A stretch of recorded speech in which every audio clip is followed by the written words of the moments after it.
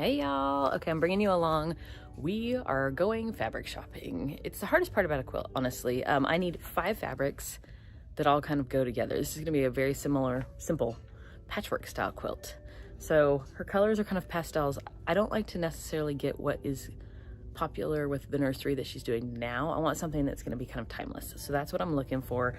I found this, it's a girl, by the way. I found this and I like that as my bounce, gonna bounce everything off of this one. So I'm finding that. I found a very pretty like peachy pale. So her theme is like rainbows and stuff, but to me, I'm like, I want something timeless. So we're gonna kind of skip that because every rainbow fabric I found, I didn't like. So these are our options. It goes on and on and on. So I'm gonna go wander. Okay guys, I picked our fabrics. Look at these, okay. So we have our base fabric. Then I pulled like a light blush pink plaid because I'm a sucker for plaid. This beautiful, like, I don't know, beautiful florally. And then I got just a simple pattern. For the backing, I hate quilting, guys. I don't have the patience. So I was debating between just doing a cotton backing. I think if I leave the filler out of the middle, I can do this, like this minky, it doesn't have too much stretch to it. So got my 5 fabrics, my backing, and 4 things of bias tape. This is 7/8 of an inch. It's just a double fold bias tape. These are 99 cents right now, so I think they're always 99 cents actually. I just got white because it's simple. So there's our timeless, right? Okay, let's go cut. All right, guys, we got our fabric and now it's time to cut. I did make one change from what I showed you earlier. I decided not to use the minky on the backing because minky is incredibly hard to sew with. And for my sanity, I just got a little more of that like softer pink that we're gonna use in our main quilt colors. So these are the colors we ended up with, you guys. We've got this beautiful like floral, a couple simple patterns, a solid, and then this pink color. We need to cut 16 squares out of each color. And each square needs to be 5.5 inches. So I'm hoping I mathed right. I have for making my life easier. These are a couple things and I've had them forever, so I don't know if they're still available or not. We'll find out. These are like a self-healing mat. I'm pretty sure I got this one at Joann's with a coupon a million years ago, but they sell small ones. They even have them at Dollar Tree now for like little bitty ones. This is like a clear ruler that you can use a rotary cutter with. And then this is a rotary cutter. Again, I've had these forever. You can change the blades out on these really easily. The cheapest place to get those is Amazon. So I'm just going to start cutting. Well, I guess let me see if I can. If I stay on this side, can you see? So I was told, my mom told me to pre-wash fabric. I didn't, and I don't see a difference, so I don't. She also told me not to ever fold this when you're cutting it, and I'm lazy, so I fold it. My husband's probably like, if there's a rule, I'm a middle child, so if there's a rule, I'm gonna figure out a way to break it. It's just what we do. So to make sure we have a good clean edge, that's step number 1. So I'm just gonna line it up. I usually try to find like either the pattern here or go with where the fold is to get a nice straight line. It's a good thing we're doing it because it's cut uneven, you guys. If you want to try to hand cut 16 times 5 squares, you can. Oh, I have you on a folding table and I'm moving it. Sorry about that. You can, but I wouldn't recommend it. They also sell pre-cut squares if you want to go that route and just save your time. They're incredibly expensive though. Somebody's telling me you can get them on Temu. I've never ordered from Temu. For some reason, it makes me nervous. Like they're going to steal my credit card information and I'm going to end up with a patio set on my porch for a Barbie doll. You know, like you hear these horror stories. So now that I have a straight edge, I'm going to flip that over and I'm going to use my darkest edge that we've got here as my guide. So again, we need 5.5 inch squares. So I'm going to line this up on the 5.5 mark there and the 5.5 mark down here. That's how we're going to get our 5.5 inch strip. I like strip quilting too, where you cut it after you've sewn it together, but This just seemed easy. I feel like my blade might have fallen on the floor, and I feel like it might have a nick in it since I'm having to cut things twice, so I'll have to swap the blade out. But okay, so now we have a 5.5. And again, I'm gonna do one more 5.5. I just line it back up on another line. 1, 2, 3, 4, 5.5. Set it down. I don't follow quilt patterns. I kind of just make up stuff. Shocking, I know. And there's going to be a little extra fabric on the end just because the smallest amount they'll sell it is 1/4 yard. So I have, you guys know our Scarecrow Felicia, these little strips. She's going to be wearing a tank top next year. I already have the dress picked out. It was one that I got on the dollar rack. Anyways, it's a tank top. And so she has little skinny wooden arms. And so I'm going to tie these and hang them from her arms so that she has like cool flutters. I don't know. So any scraps, that's what that's going to go towards. So there's our 5.5-inch strips. Then we're just going to take those and go back the other way and cut 5.5-inch squares. You're going to have a funky edge on the material. You don't want to use that. You're going to trim that off. It's like a, so it doesn't shred at the grocery store. Oh my God, at the fabric store. So I just trim those off and I'm going to throw those away. So I'm going to take this and now go 5.5-inch squares all the way the other way till I have 16 of each color. You guys were the ones that said you wanted to follow along with this. So am I making you regret that yet? I'm just kidding. Did anybody use that mirror tape that I showed you guys the other day? I know a few of you said you were going to order it. I'm curious to see if you liked it as much as we did. Dang it, I'm going to have to switch my blade. It's just not cutting. It's got like a glitch in the system.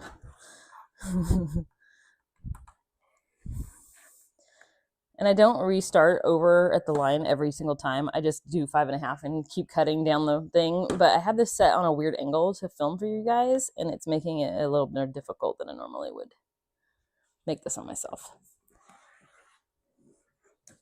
And she got a square. Okay, so those are our 5.5-inch squares. I'm going to do that until I have 16 of every single color. I'll try to remember to tag this below. I think I tell you guys that all the time. I'm going to tag things below, and I never do. There you go. If that took 6 minutes for me to show you how to cut a square, I can't imagine how this quilt's going to go. Anyways, there you go. 16 of each color.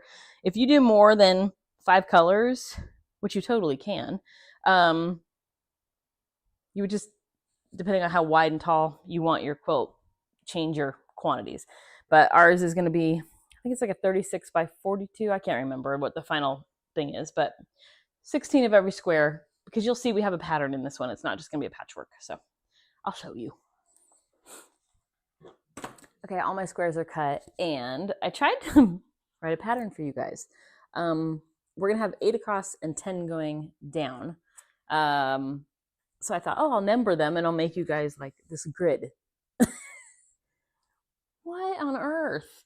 Okay, so what ours is going to look like is it's going to have stripes of the same ones going kind of at a diagonal. So I'm going to lay out the first row. So I have 1, 2, 3, 4, 5. Like I was saying, if you don't want a pattern, you can just patchwork this and just go to town. Let's see. So what ours is going to look like, I'm hoping you'll be able to see this. The first row is going to be 1, 2, 3, 4, 5. 1, 2, 3.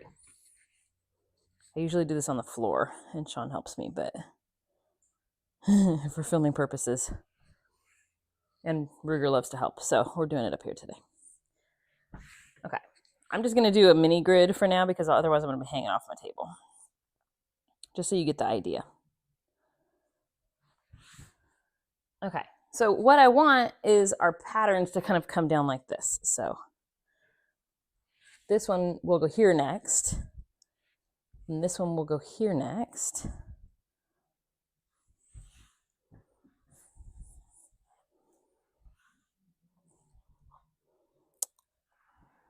You can see what it's doing. It's coming across this way. So then the next one will go here. And then I'll show you kind of how I fill in the patches to make the patterns, because we're going to have to start a new pattern here, right? Oops, grabbing the wrong color. So I like to lay it out and then I clip them together before I start sewing. I'll show you the little clips I use. 3, 4, 5. Are you seeing like the lines? I thought that would be cleaner than just having like a kind of a mess. So then I decided what I'm going to do here is when I come down the side, I'm going to do 5 as my next row. So 5 will go there and there. And then 4 will go here. So we're gonna go 1, 5, 4, 3, 2, 1, and then 1, 2, 3, 4, 5. And then it'll end up having, does that make sense at all? So after you get to 5, you restart 1. So here we'll go 1. If you have an upside, like a shape that is upside down or right side up, we don't, thank goodness, in this one. If you do, okay, I do actually. These flowers have a direction. So these ones are pointing that way, these are pointing that way, so you kind of probably want to make sure they're all facing similar directions. I didn't realize that one had a pattern. I typically like to avoid patterns. Anyways, that's what we're gonna do. Just keep repeating until you have 8 wide, so we're almost at 8 now, and 10 going the other way. Then let me grab one of these clips so I can show you what I'm talking about. Then I have these little clips. They sound like Joann's. They're a fortune. And so I got these ones on Amazon for $1 million for way less money. What I do is like I take this and I fold it and then I clip it. And that wherever the clip is, I know that's where I need to sew. So then my next one, I would take, lay on top of where it's going to get sewn and clip it. And I do 1 row at a time so I don't get overwhelmed. Kind of like that. Hoping you can see. Unfold it, put your next one. I meant to tell you guys, by the way, if you look at thrift stores, you can buy like cool sheets. Sometimes they have fabric too, but old sheets. I actually have a quilt, I don't know if you can see it, on the wall right here. My mom got for me, and it's all vintage sheets, and it's super soft and it's super cute. Okay, are you seeing? So then when you go to sit down, you know where you're going to sew. So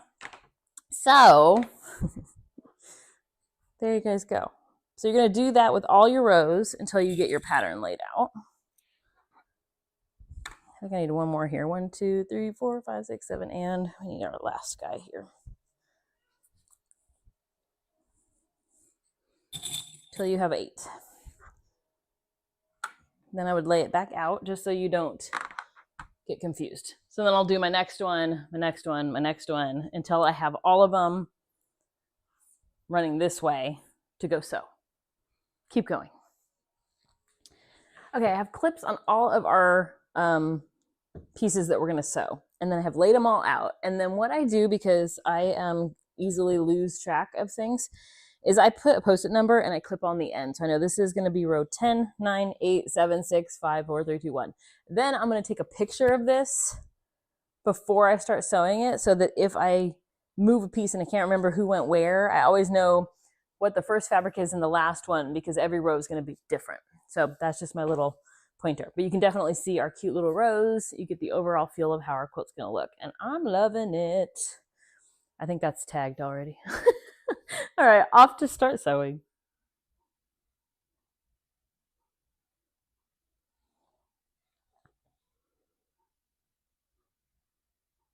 Takes forever for this thing to stop bouncing. Okay guys, it's time to start sewing. So I have our piece that we just clipped together. I'm showing you like you can see the piece we have clipped together. Anywhere there was a clip, we're gonna just sew a straight line. So I just go back and forth a couple times, sew a straight line. When we get to the other end, same thing. When I swapped sewing machines, and so now I gotta remember which one I'm using. Then I go to the next clip, take it off, do the same thing again.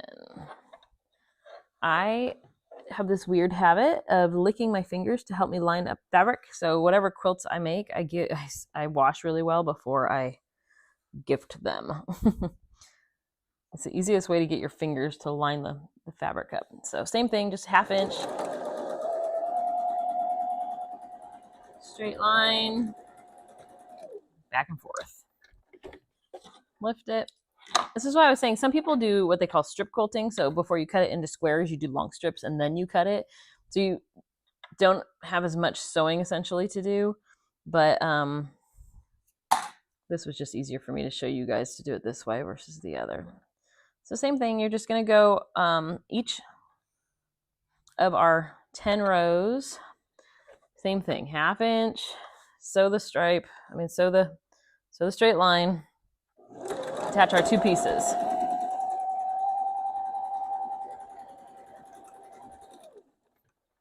Just keep going till you get all the way done on your piece of fabric. And then you'll do this 10 times and you'll be halfway done with your quilt. Essentially. I think I've said essentially 75 times already today. It's my word of the day. Do you guys do that? Like where you start saying one word and then that's just your word?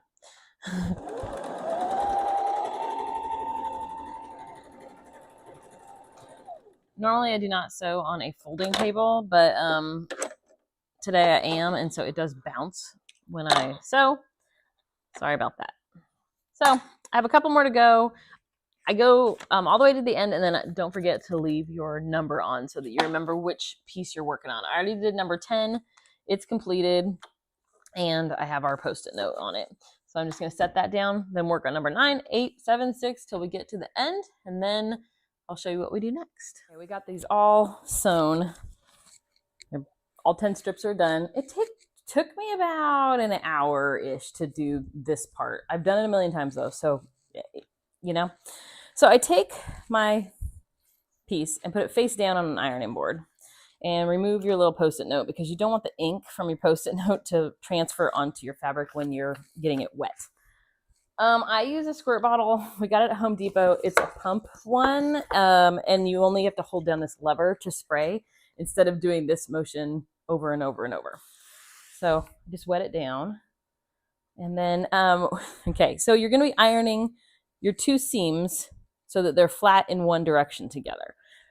I don't know what the reasoning for this is, except that my mom taught me this. You always want to go fold your seam to the darker fabric. So these are all pretty light. So the whites here, I'm going to fold this one out and this one towards the pink. So like this one is a tan. I'm going to fold it towards a pink. And I just iron it down. This one, I'm going to fold the light onto the dark again. So the tan goes onto the pink. I think it's so that you don't see it. Once it's all pieced together, you don't see the seams through some of the fabrics, but I could be wrong. So, you know, I've been known to be wrong. I already did all 9 of the other ones. This is my last one. So once we get all of our seams folded, I flip it over. I don't re-wet it because it's still pretty damp from when I sprayed it before. And then you just want to make sure that all of your seams are pulled tight. So I kind of pull one end when I'm doing this and kind of walk my way down. Make sure you don't have any puckers or anything funky going on, and just give it a good press. Then, once I have it done like that, I just take my Post-it note and I clip it back on so that I know which is which end and which number row we are on.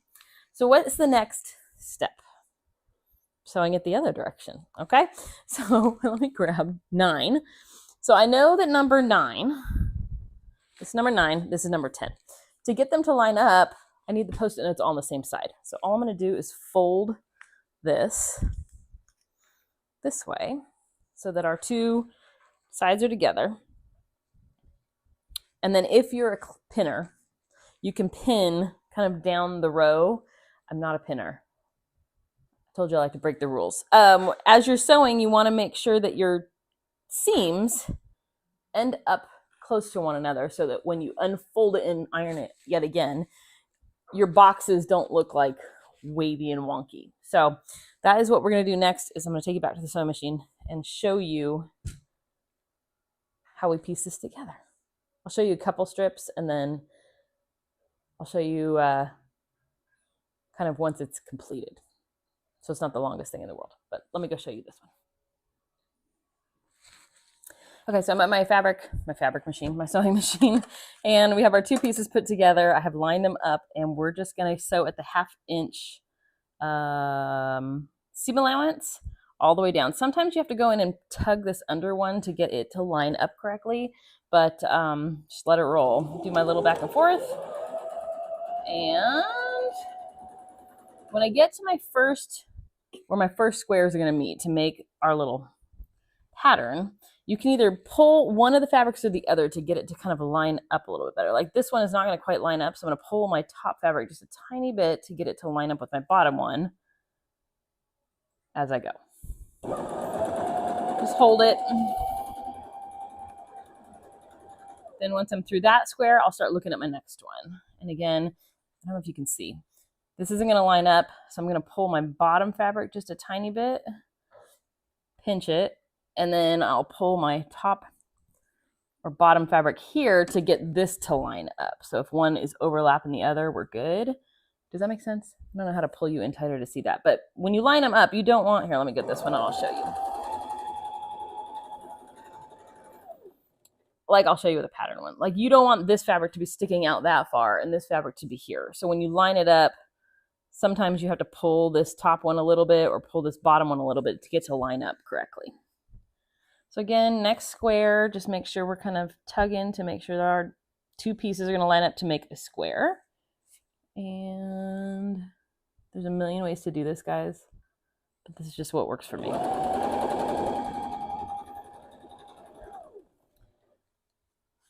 I am not a master seamstress. I learned this from my mom. I've been sewing for a million years, but I'm not fancy.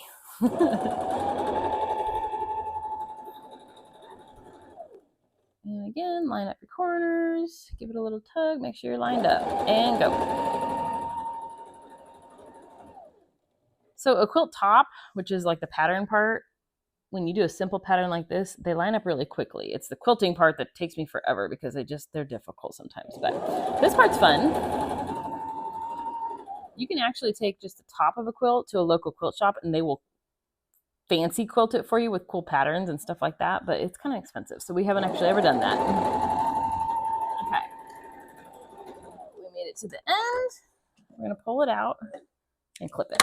So now when you open your pattern, we're going to iron this flat again. But do you see how when I say the two pieces to line up, you want the X to show like that. You don't want this to be offset so that it looks kind of funky. So there's our first pieces, you guys. Now you just have to do it a whole bunch more times. But there you guys go. Then you're going to grab number 8. Make sure your Post-it notes on the end. And just go till all your pieces are together. And then I'll show you what to do after that. It took me like 35 minutes to do this. But I took all my Post-it notes off. And everything is good. Here's where we are so far. It looks like a quilt, right? Because it is. We now need to iron it the other direction. So same thing as we did before. I like to just go every other direction when I am ironing these sides. Probably my iron turned off, darn it. So I will go this one this way, then the next row the other way, and kind of go back and forth. But it's up to you if you want to do them all one way or all the other. It doesn't matter, you guys. Just iron it. It gives you a chance to, like here, I don't know if you can see it. When I sewed, my way that I ironed it flipped, I'll just iron that so that it stays flat. When I do iron this, the back side, I will use water.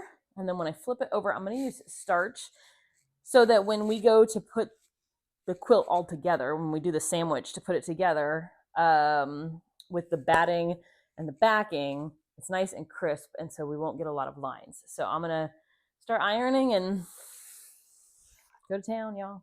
Go to town. Okay, let's just iron. Let's not sing today. Apparently I'm cutting my own head off. So this is the starch I use. It doesn't really matter. That's just what I have. This is the Lux Finish blah, blah, blah, blah, blah, blah. get something cheap that works. The other thing I do is when I'm doing the starching, like the headless horseman here, I use that time to trim up any little strings that you see sticking out. Just carefully trim, don't cut your fabric. And boop, just go down your line. That one pulled right out.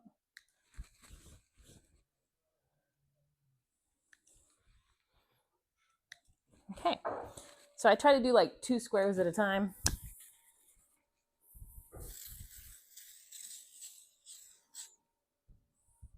And just get to ironing, y'all.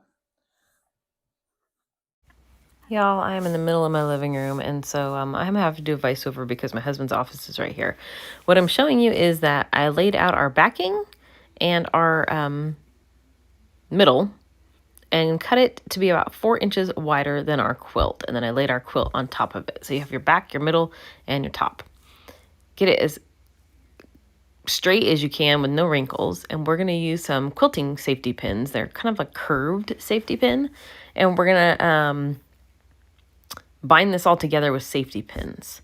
So what I typically do is I kind of start somewhere in the middle of our work area, like right there, and then put a pin in. And then continue to smooth it out until you get to the edges, pinning every other square. So in one row, I'll do every other square, and then the row above it and below it, I'll do the opposite every other square. So you get like a little chevron type pattern with your safety pins.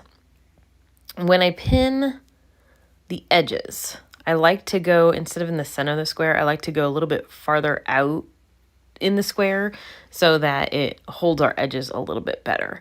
But you just pin it, and then when you get those rows pinned, you're going to slide it up until you have pins on the whole thing.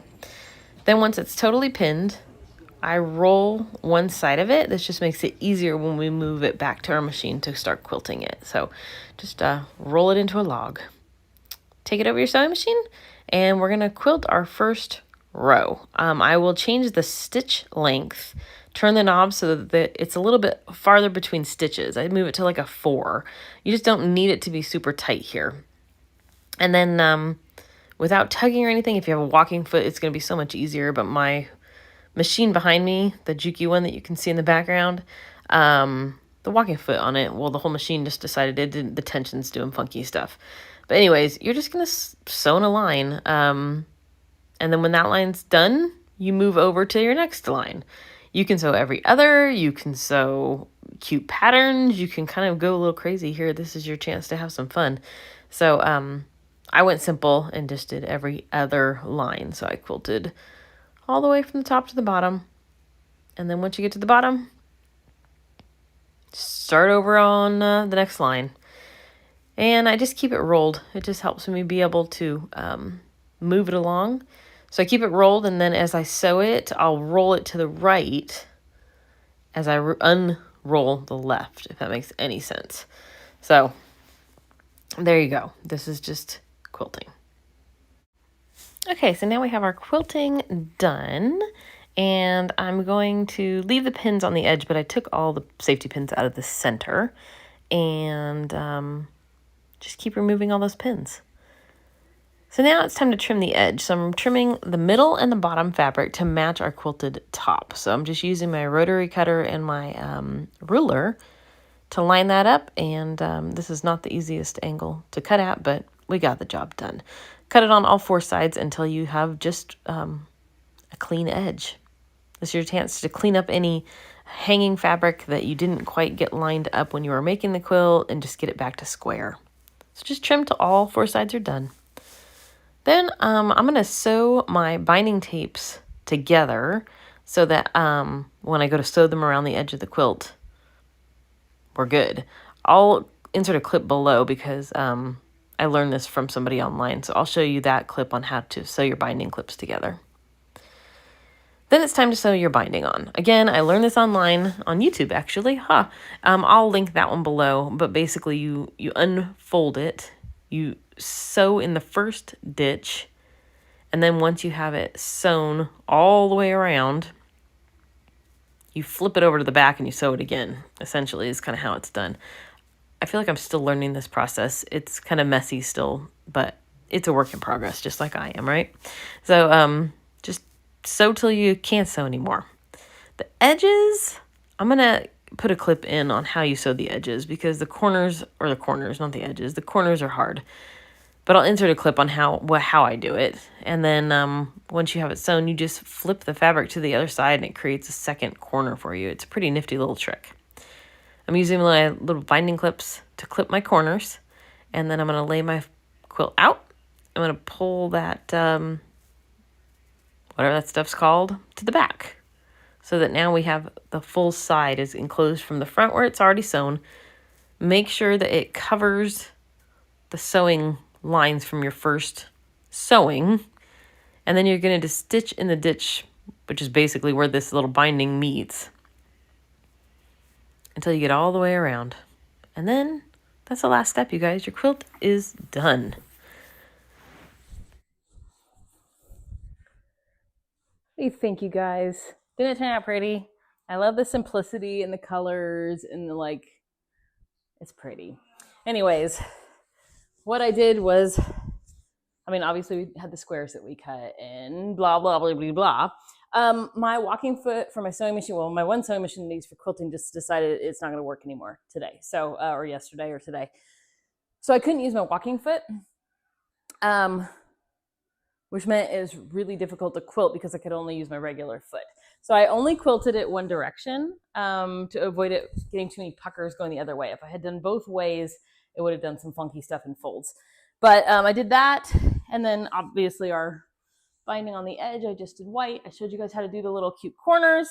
I'm still working on binding. It's my like weak point. I have to do a second quilt for you guys and show you, if you don't want to do this style with the binding, you can sew one kind of inside out and flip it. And then instead of quilting it, you tie it like a tied quilt. Those are a lot easier. I think I did my first one of those when I was like 13 years old. So those ones are much easier to do. But overall, I mean, there's our finished quilt.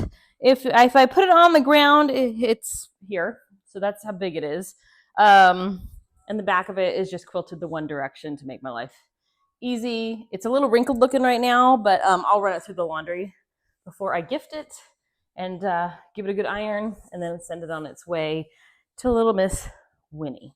But it's going to be beautiful. I think that's such a pretty color. Like her nursery is going to be kind of pastels and things like that. And I thought this is kind of timeless and pretty. So that was our...